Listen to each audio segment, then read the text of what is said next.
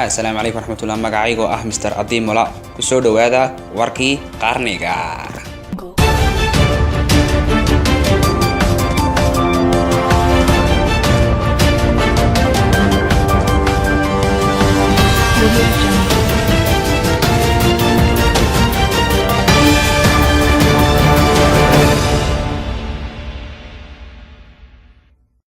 madaxweynaha Donald Trump oo arkay lala kacay wararku waxay sheegeen in Randy Orton sheegay sababta uu la kacay miskiinka madaxweynaha arkay oo xaqan oo wariyayna mujaahidka Mr. Ato su'aalo weydiin doona Randy Orton sababta waxa uu sameeyay Mr. Ato ku soo dhaw Randy Orton maxaad aad arkay oo la kacday madaxweynaha arniyo saaxiib wadankii buu rogay kowdhe talabaad isaga ay gardarnaayo soo dandootay igu soo booday fiidiyoogina aan ahaya waleego kaase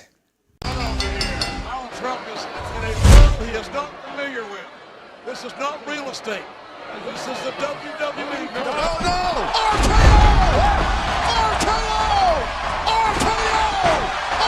What have they hit us with? Looks like some kind of gravity weapon. Increasing the Earth's mass, clouding the atmosphere with particulates. Oh my God. Just do it! Look at that!